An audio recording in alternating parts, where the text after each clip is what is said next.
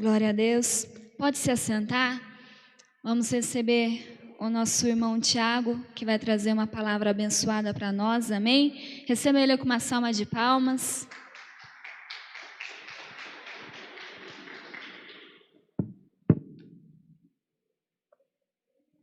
Boa noite, igreja. Hoje a pastora não pôde comparecer. A pastora ela tá na verdade com um desafio. Hoje ela tem 2 provas, né? Tá na semana de provas. Então ela pediu para eu estar passando a mensagem aqui, né? E acredito que em breve, muito em breve, na verdade, né? A pastora vai estar aqui glorificando, né, o diploma dela que ela tanto batalhou. Amém? Feche os seus olhos, vamos orar. Pai, eu entro, Senhor, em Tua presença aqui, Senhor, para te agradecer por essa oportunidade e para te pedir, Pai, que o Senhor possa me esvaziar aqui, Senhor, e encher, Pai, da Tua palavra, Senhor, que possamos aqui receber a Tua palavra, Senhor, que o Senhor possa fortalecer a Tua igreja, Pai. Em nome de Jesus que eu te peço, Pai, e te agradeço por essa oportunidade, Pai. Em nome de Jesus, amém. Amém. O tema do culto de hoje é o currículo de um servo de Deus. Todo mundo tem um currículo. Acredito que muitos já passaram pela experiência de fazer um currículo escrito, né? Se você precisa de passar por uma entrevista de trabalho, talvez você precisou passar por esse processo de escrever o seu currículo, né? Independente de se você escreveu ou não o seu currículo, todo mundo tem um currículo. Todo mundo tem uma história, todo mundo tem a sua, né, um percurso, uma jornada da vida onde você carrega as suas experiências, né? E hoje eu gostaria de falar sobre o currículo de um servo de Deus. Qual deve ser o currículo de uma pessoa para servir a Deus, né? Bom, às vezes você pode pensar, qualquer pessoa pode servir a Deus. Bom, acredito que para se tornar um crente, Deus não lança fora ninguém, todo mundo ele é bem recebido. Porém, para servir a Deus, existem alguns critérios. E é justamente essa reflexão que eu gostaria de trazer hoje para vocês. Às vezes você pode pensar, poxa, eu estou tão cheio de unção, eu gostaria tanto de ser usado por Deus, mas não aparece oportunidade. Ou você, né, você tenta buscar e nada acontece. Ou acontece de às vezes você está totalmente sem tempo, atordoado, e Deus coloca um desafio na sua frente. E você fala, meu Deus, por que agora que o Senhor quer usar a minha vida? Qual é o critério que Deus usa para Ele usar uma pessoa, né? Nós vivemos hoje num cenário onde tudo é avaliado. Se você, por exemplo, quer concorrer a uma vaga de emprego, você tem que escrever um currículo, você tem que fazer uma entrevista, as pessoas, né, o empregador ali vai avaliar o seu histórico, a sua experiência, e com base nisso, ele vai ver se você entra ou não naquela vaga, né? Quando você vai numa loja, por exemplo, uma nova loja, você quer saber se a roupa é boa, o que você faz? Você pergunta para alguém que já comprou naquela loja e fala, é boa a roupa ou o produto que aquela loja vende? Você vai procurar entender a reputação daquela loja. Então, tudo na nossa vida, seja com pessoas ou com negócios, né, a gente procura estudar o histórico, o passado daquilo, para entender se aquilo é bom ou não, né? A gente estuda aquilo que aconteceu no passado para entender se é bom ou não. Isso acontece no nosso dia a dia também. Primeiro recentemente eu participei de um evento, eu sou engenheiro, eu participei de um evento de engenharia, fui convidado, e a primeira coisa que me pediram bom, me manda o seu nome e me manda um mini currículo de quem você é. E eu tive que mandar o meu mini currículo. Por quê? Porque na hora que começasse o evento e eu fosse fazer a minha apresentação, eles falariam, bom, esse é o engenheiro Tiago Sonoda, ele é formado em tal universidade, tem tantos anos de experiência, e então ele ia mostrar, ele ia me apresentar já colocando quem eu sou, né?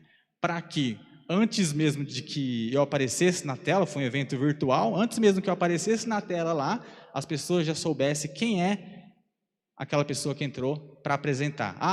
Ele é um engenheiro que tem 5 anos de experiência, que é formado em engenharia, ele não tem mestrado. Opa, o que um rapaz que tem esse currículo, esse histórico, tem a me dizer? Então, antes mesmo de eu começar a minha apresentação, eu já fui submetido a um julgamento devido àquele mini currículo. E é isso que o homem faz, ele avalia as pessoas pelo histórico, né, pelo que aconteceu. E Deus? Como que Deus olha para a sua vida? Será que Ele olha para a sua vida como nós olhamos para as pessoas, analisando o histórico? Bom, esse filho meu, ele tem um histórico muito bom, ele me deu muitos frutos, então portanto, ele é um bom filho, ou ele está apto a servir a Deus. Será que Deus ele faz esse mesmo questionamento como nós homens fazemos? É importante lembrar que uma coisa que do mesmo jeito que nós somos avaliados a todo momento, nós também avaliamos a todo momento. Se você, por exemplo, você tem um negócio e você é um empregador, você vai avaliar o currículo de outras pessoas e você vai estudar se uma pessoa está apta ou não a atender aquela vaga. E para isso você vai usar um critério, o seu critério, né? Da mesma coisa, se você,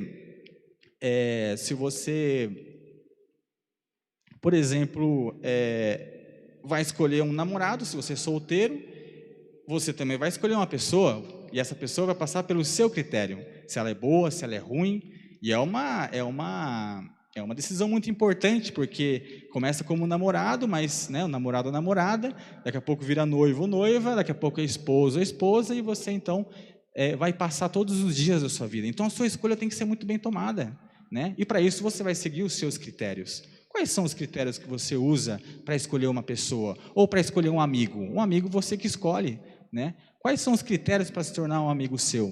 Ou às vezes você simplesmente vai passear, vai no shopping, vai num parque, numa cidade, e você fala, vamos chamar tal pessoa? Você faz uma seleção de alguma pessoa que você acha que é interessante, que é legal, está lá na companhia, nesse passeio. A todo momento nós estamos escolhendo pessoas. E a todo momento nós estamos usando os nossos critérios. É importante colocar aqui que o meu critério é diferente do seu. Cada um constrói o seu critério baseado na sua cultura, baseado no seu histórico, na sua experiência. Às vezes o que é muito para mim pode ser pouco para você. Às vezes o que é ruim para mim pode ser ótimo para você. Cada um tem o seu critério. E todo mundo constrói o critério baseado na sua experiência. Qual é o critério de Deus? O que Deus avalia quando Ele nos olha para falar, esse vai ser o meu servo, esse eu vou usar tremendamente, ou não, esse eu não vou usar? Então, essa é a reflexão que eu gostaria de trazer um pouco sobre os critérios, né, do processo seletivo de Deus, né? Para isso, um pouco que eu conheço a Bíblia, uma coisa muito clara para mim. A Bíblia ela é muito controversa aos olhos do homem, né? Quando eu que vim do mundo e comecei a estudar a Bíblia, eu percebi que muitas coisas que é normal, muitas coisas que é muito comumente falado no dia a dia lá no mundo, na Bíblia é ao contrário, né? Lá em Provérbios, a gente comentou até na última aula de empreendedorismo, que lá em Provérbios diz que se o seu inimigo tiver fome, dá-lhe de comer. Enquanto lá fora diz ao contrário, se o seu inimigo tiver fome, é uma vantagem sua para você crescer. A Bíblia fala ao contrário.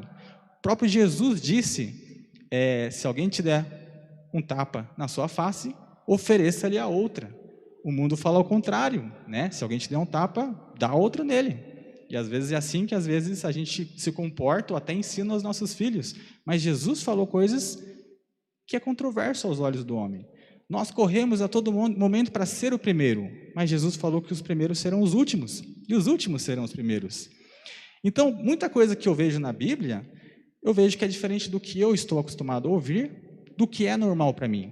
E quando eu, então, coloco os meus preconceitos, aquilo que é normal, aquilo que é comum para mim de lado, e começo a olhar com os olhos puros ao que o Senhor tem a nos dizer, né? Coisas que é controverso a princípio, a gente começa a ver que algo que estava atrás de um véu é revelado, que é o conhecimento de Deus. E a palavra diz que tudo aquilo que está escondido é de Deus. E cabe a nós buscarmos as coisas escondidas, as pérolas, os conhecimentos que Deus tem para nós. A Bíblia também fala que nós, né, o meu povo, ele carece de conhecimento, né? Então nós temos sim que buscar os conhecimentos, e para nós buscarmos o conhecimento de Deus, nós temos que deixar de lado as nossas certezas, aquilo que já é normal, que é comum, né? Que a gente aprendeu às vezes na nossa família, no mundo, né, no decorrer da nossa vida. Então, hoje eu gostaria de mostrar um pouco sobre os critérios de Deus, pensando na lógica de Deus, porque, obviamente, a lógica de Deus é muito diferente da nossa. Isso é muito claro quando você lê, por exemplo, os 4 evangelhos de Cristo. As palavras de Cristo nunca são óbvias, né? Tudo que Jesus falava, eu falava, mas por que ele falou isso? E uma coisa que eu aprendi no decorrer da vida é avaliar o pensamento das pessoas. Quando eu estou conversando com uma pessoa e faço uma pergunta, normalmente eu não estou muito interessado em saber qual vai ser a resposta da pessoa, mas eu estou interessado em saber qual é o pensamento que ela teve por detrás para conseguir chegar naquela resposta. O porquê me chama muita atenção, né? Como que uma pessoa ela desenvolve o raciocínio para chegar naquela resposta? E quando eu comecei a ler os evangelhos de Cristo, eu fiquei entordoado, porque eu falava, mas qual o pensamento, qual o critério que Deus desenvolveu na cabeça dele para chegar nessa resposta que ele dava para os fariseus, ou nos ensinamentos que ele dava para os discípulos? E não tem como, a lógica humana não consegue entender as respostas de Jesus, porque Jesus foi o servo, foi o Filho de Deus, ele tem um lado espiritual. E quando a gente fala então de critério de Deus, o que Deus avalia então para ele escolher os servos os seus servos, né? Eu peguei então o melhor exemplo, o exemplo de Jesus. Jesus escolheu 12 discípulos para cumprir a missão, né? Para continuar cumprindo a missão que Jesus trouxe quando ele veio ao mundo, que é pregar o evangelho, que é trazer, né, pregar a mensagem do reino de Deus. Bom, existe um homem, um psiquiatra chamado Augusto Curry, que é bastante famoso e ele é muito bem conceituado, né, que atua como psiquiatra nos dias de hoje, e ele avaliou, existe um livro, ele também é escritor, ele avaliou a mente de Jesus, ele falou, Jesus escolheu as pessoas menos qualificadas para se tornarem o discípulo dele, para se tornarem pessoas que vão levar a mensagem de Jesus depois que ele subisse ao céu, né? Aos olhos de um humano, da lógica humana, e quando eu digo lógica humana, pode ser até a lógica de uma pessoa estudada, como, né, esse doutor, que é o Augusto Curry, ele olhou e falou, nenhum CEO, nenhum grande homem nos dias de hoje tomaria essa decisão, escolheria pessoas com perfis iguais aos discípulos de Jesus, porém Jesus escolheu aqueles homens. E às vezes eu pergunto, bom, se um grande estudioso fez essa avaliação, hoje, se alguém escolhesse pessoas como os 12 discípulos para que se tornassem os seus seguidores, por exemplo, segundo o raciocínio desse psiquiatra, não daria certo. Agora eu pergunto, Jesus escolheu as pessoas erradas? Jesus escolheu as pessoas erradas para se tornarem os discípulos? Com certeza não, porque senão a gente não estaria aqui ouvindo a palavra de Deus. Mesmo depois que Jesus subiu, ele deixou os 12 apóstolos e eles tiveram muito êxito, tiveram muito sucesso em continuar transmitindo a palavra de Deus, até mesmo depois de 2000 anos, nós estamos aqui no Brasil, em Ouro Fino, ouvindo a palavra de Deus, porque uma comunidade se formou depois que Jesus deixou a terra, e essas pessoas, esses discípulos, cumpriram um propósito que Deus deixou para ele. Então Deus escolheu muito bem. Na Bíblia, se você for ver em Atos, né, Atos 2, que é um capítulo famoso, que fala sobre o dia de Pentecoste, o Espírito Santo desceu ali, o poder de Deus desceu sobre a terra, as pessoas ficaram cheias do Espírito Santo, isso era visível para todo mundo que estava ali, mas o Espírito Santo não levantou e pregou. O Espírito Santo não levantou ali e pregou para aquelas pessoas. Foi Pedro que se levantou para pregar. E daquela pregação, né, o que antes eles tinham uma assembleia de 120 pessoas, depois que Jesus subiu, depois daquela pregação no dia do Pentecoste, 3.000 pessoas se converteram e a comunidade cresceu. Mas porque foi Pedro que se levantou para pregar.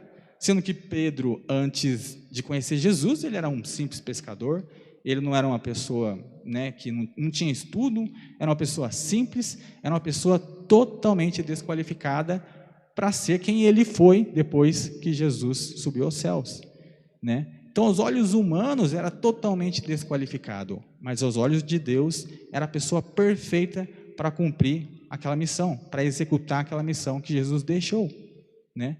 Então, olha só como o critério de Deus é diferente dos nossos critérios, né?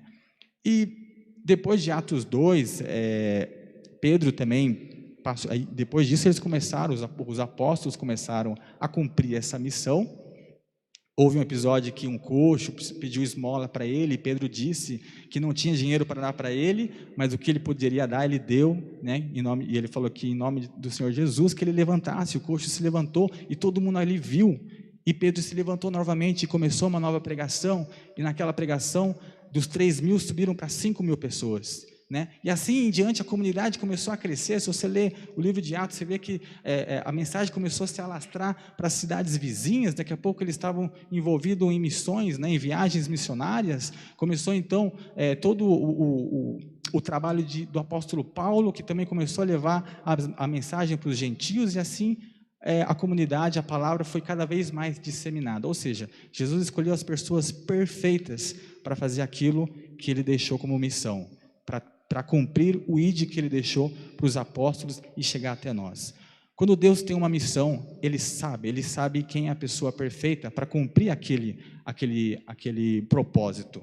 E a Bíblia fala que muitos são chamados, mas poucos escolhidos. Quem que Deus escolhe? Qual que é o critério de Deus para que Ele escolha? Será que eu nos encaixamos nos critérios de Deus para se tornar um servo de Deus? É isso que a gente vai ver. Gostaria, por favor, que projetasse lá em Atos, capítulo 1, versículo 15. Aqui tem um exemplo bem claro da seleção de Deus, né? E como ele é diferente da seleção do homem. Aqui em Atos 1,15 conta a história. Aqui na verdade depois que Jesus subiu aos céus, sobraram os 11 apóstolos, né? O Judas já não era mais apóstolo, e eles sentiram a necessidade de, né, levantar um substituto para Judas. Então a assembleia, nesse momento 120 pessoas, os apóstolos se levantaram e falaram: vamos então levantar um novo apóstolo para substituir o lugar de Judas, o 12º apóstolo. Então começa a contar aqui em Atos 1,15. Diz assim: naqueles dias levantou-se Pedro no meio dos irmãos, ora, compunha-se a assembleia de umas 120 pessoas, e disse: irmãos, convinha que se cumprisse a escritura que o Espírito Santo proferiu anteriormente por boca de Davi, acerca de Judas, que foi o guia daqueles que prenderam Jesus. Versículo 17. Porque ele era contado entre nós e teve parte deste ministério. Ora, este homem adquiriu um campo com o preço da iniquidade, e precipitando-se, rompeu-se pelo meio, e todas as suas entranhas se derramaram. E isto chegou ao conhecimento de todos os habitantes de Jerusalém, de maneira que, em sua própria língua, esse campo era chamado Aceldama, isto é, campo de sangue. Porque está escrito no livro dos Salmos: fique deserta a sua morada, e não haja quem nela habite, e tome outro o seu encargo. Versículo 21. É necessário, pois, que dos homens que nos acompanharam todos os tempos que o Senhor Jesus andou entre nós, começando do batismo de João até o dia em que dentre nós foi levado às alturas, um destes se torne testemunha conosco da sua ressurreição. Versículo 23, então propuseram 2, José, chamado Barsabás, cognominado Justo, e Matias. E orando disseram: tu, Senhor, que conheces o coração de todos, revela-nos qual destes 2 tem escolhido, para preencher a vaga que neste ministério e apostolado, do qual Judas se transviou, indo para o seu próprio lugar. E os lançaram em sortes, vendo a sorte recair sobre Matias, sendo-lhe então votado o lugar com os 11 apóstolos. Aqui é claramente uma seleção, um processo seletivo, né? Os apóstolos se levantaram: precisamos eleger um apóstolo substituto para Judas. Qual foi o critério dos homens aqui? Se você for ver lá no versículo 21, ele fala: é necessário, pois, que dos homens que nos acompanharam todo o tempo que o Senhor Jesus andou entre nós, começando lá no batismo de João, até um dia que dentre nós foi levado às alturas, um destes se torne testemunha conosco da sua ressurreição. Qual que era o critério dos homens? Bom, um substituto tem que ser uma pessoa que conhece, que conheceu Jesus. Desde lá do começo do ministério de Jesus, no batismo de João Batista, até a ressurreição. Esse era o requisito levantado por homem para poder substituir esse cargo. Era o que fazia sentido, era o histórico, era o currículo daquela pessoa. Era a avaliação que os homens estavam fazendo, né, para selecionar uma pessoa. Agora, olha a seleção de Deus. No versículo 23, então eles levantaram ali, né? Então propuseram 2, José, chamado Barsabás, cognominado Justo, e Matias, levantaram 2 candidatos, e depois eles fizeram uma oração, versículo 24. E orando disseram: Tu, Senhor, que conhece o coração de todos. Olha só a oração que eles fizeram. Tu, Senhor, que conhece o coração de todos. Nós, homens, colocamos critério, nós, homens, colocamos requisitos. Você precisa ter histórico com Jesus, você precisa ter participado de toda a caminhada de Jesus. Mas qual que é o critério de Jesus para escolher o substituto de Judas? Ele queria saber o coração dele. E esse é o grande critério que Deus nos avalia. Deus nos avalia pelo nosso coração, não pelo nosso histórico, não por aquilo que a gente fez, seja um passado sombrio, um passado ruim, ou um passado excelente, onde você tem um currículo maravilhoso para apresentar. Deus está preocupado com o seu coração, com o meu coração, para fazer a obra dele, para você não ser apenas um chamado, mas um escolhido. Então aqui é muito claro a forma como, e os próprios apóstolos sabiam disso, porque na própria oração eles falaram: Senhor, está aqui 2 candidatos que nós elegemos, mas somente Tu conheces o coração deles. Nós, como homens, não conhecemos o coração dele, mas somente Deus. E Deus foi lá e revelou qual dos 2 seria o apóstolo substituto. Portanto, fica muito claro que Deus, ele não está muito preocupado com o nosso passado, mas quando alguém conhece o seu coração, ele sabe do que você é apto a fazer. Deus está mais preocupado com o futuro que tem na sua frente do que com o nosso passado. Seja o nosso passado bom ou ruim, Ele está olhando para os potenciais futuros que nós podemos entregar quando nós temos um coração íntegro. Projeta para mim em Samuel 16, 7.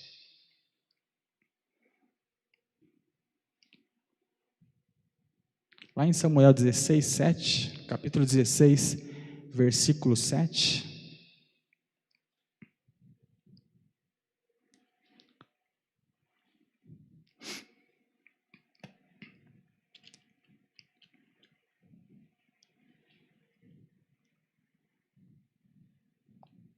Desculpa, é 1 Samuel, capítulo 16,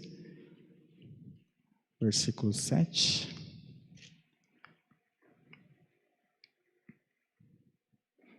Diz assim: Porém o Senhor disse a Samuel: Não atendes para a sua aparência, nem para a sua altura, porque eu rejeitei. Porque o Senhor não vê como vê os homens. O homem vê o exterior, porém o Senhor o coração. Nessa versão, pois os homens veem o que está diante dos olhos, porém o Senhor olha para o coração, né? Quem conhece, existe um versículo muito famoso lá em Provérbios 4 que fala: de tudo que vocês têm, conserve o seu coração, porque é o nosso coração que é de onde vem a fonte da vida. É do nosso coração que Deus nos olha, nos avalia, Deus nos dá a missão e nos dá o propósito que nós podemos cumprir na nossa vida. Vem tudo baseado na disponibilidade, no quão disposto você está em ser usado por Deus no seu coração. Um outro versículo muito interessante também, lá em 1 Crônicas, capítulo 28, versículo 9, aqui fala o momento que Davi fala para o seu filho Salomão, que foi o rei Salomão, que ele foi escolhido por Deus. Então lá em 1 Crônicas, capítulo 28, versículo 9,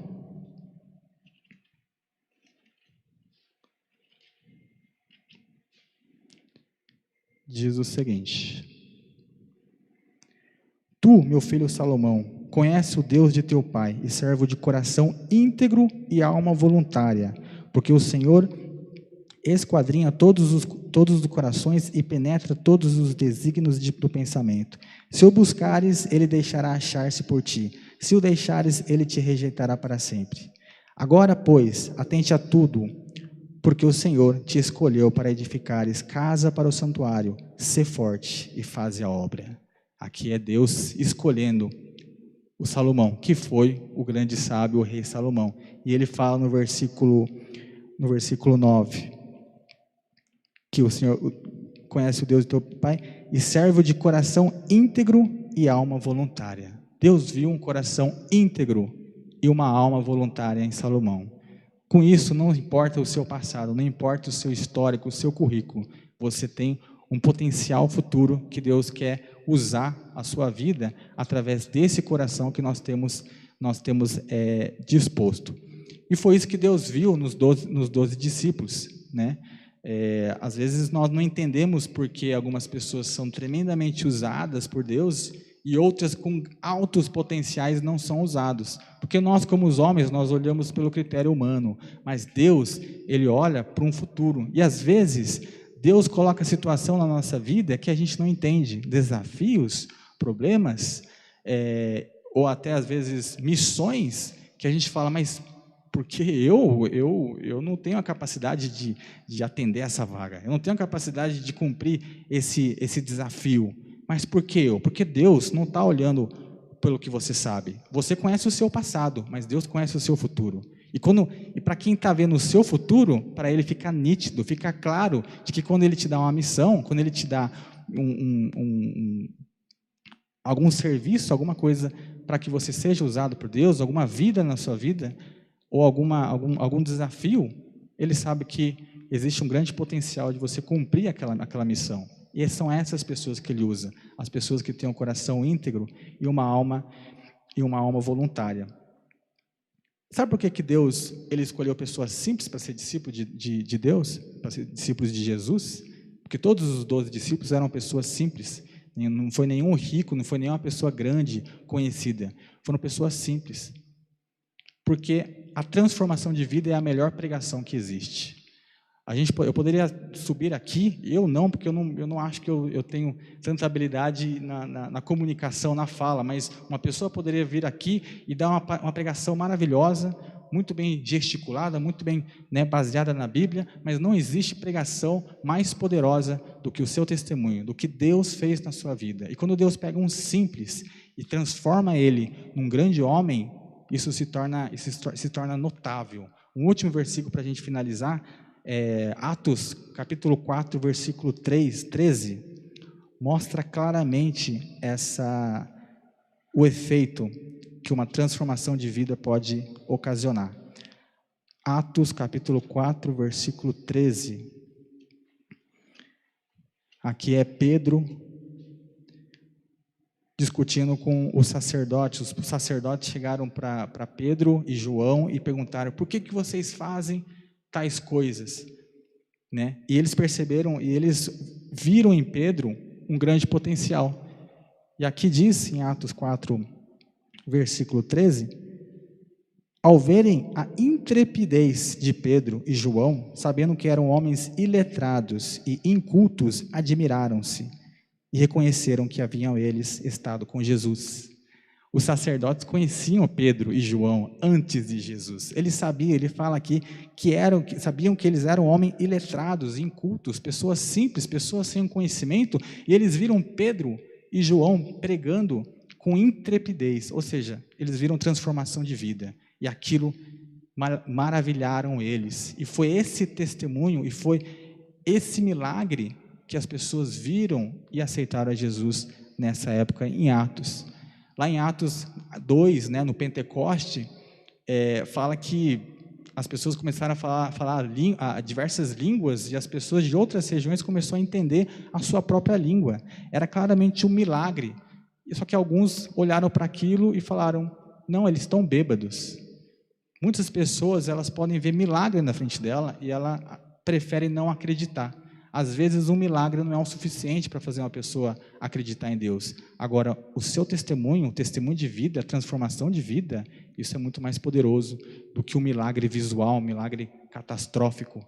Por isso que Deus ele usa pessoas simples, porque quando você consegue transmitir isso através do seu testemunho, não tem como as pessoas não perceberem. E nós somos muito sensíveis a mudanças, né? É muito comum a gente perceber a mudança que acontece na vida dos outros. Normalmente, né, quando acontece, fulano de tal tinha 3 empresas, era super grande e agora não tem nada. Ele passou lá do topo para o fundo do poço, né?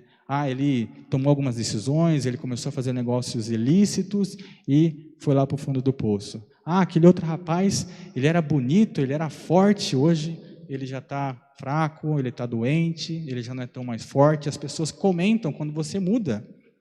E eu digo para você que as pessoas possam nos olhar e possam falar, nossa, ele não era nada e hoje ele é um homem de Deus.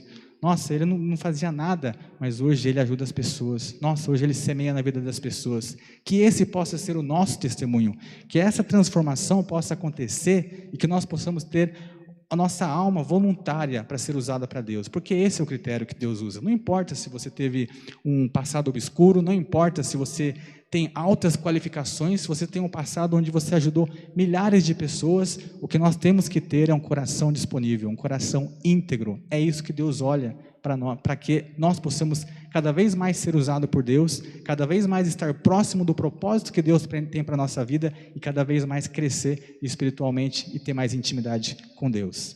Amém? Vamos ficar de pé?